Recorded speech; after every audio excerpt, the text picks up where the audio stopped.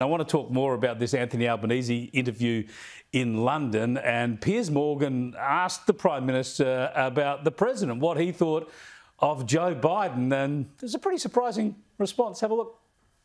I think he is doing an extraordinary job. You don't think he's too old? In your dealings with him, you don't get a feeling of a Not guy. at all. Not at all. He is totally on top of his brief. Now, Justin, I do think that what Joe Biden's doing is extraordinary, but I don't think you could say he's on top of his brief. Well, I guess it's one of those things. What do you expect Albo to say? Exactly. Albo is an old-fashioned politician, which is you say whatever you need to at the time.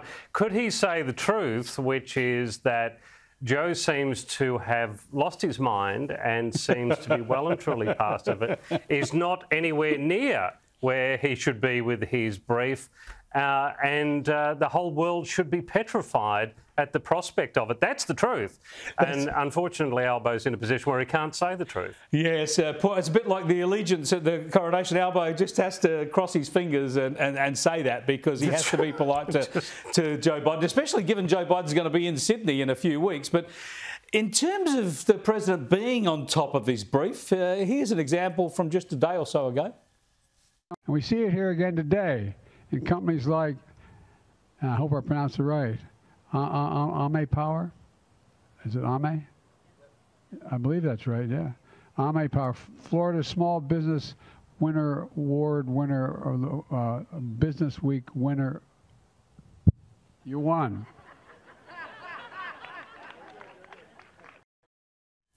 Oh, you know the thing. You know the thing. All you've got to do is read at this point, Biden. He can't even do that anymore. The most basic function. But I've got to disagree with both of you about Albanese, because everyone always has the option of telling the truth. Would it be outlandish? Not so much when we're talking about making a pledge to a king he doesn't believe in, and he's actively working around the clock to boot as head of state. I'm sorry.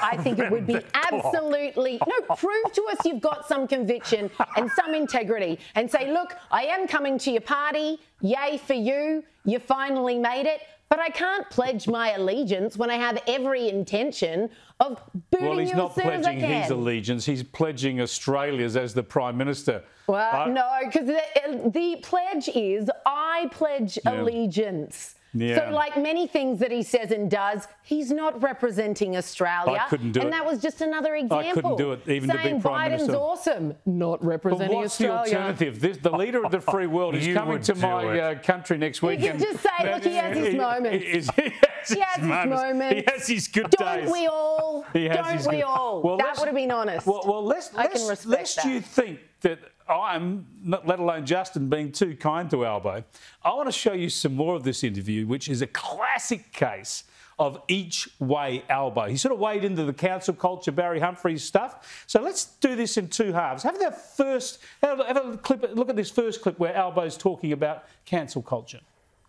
The idea of cancel culture is, in my view, a sad development, because you often can get as well pylons in social media, and you see it happen so often, and things quite often too, taken out of context.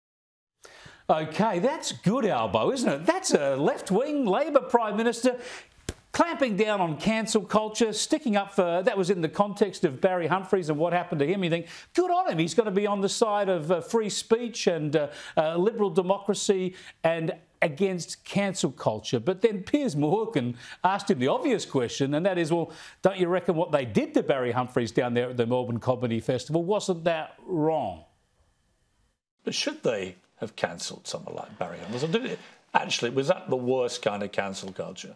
Because now, since he died, they've now said we want to pay homage to him and honour him, which seems to me stinking hypocrisy. Yeah, well, I'm not going to go into the past because I wasn't a part of, I wasn't a bit aware that occurred.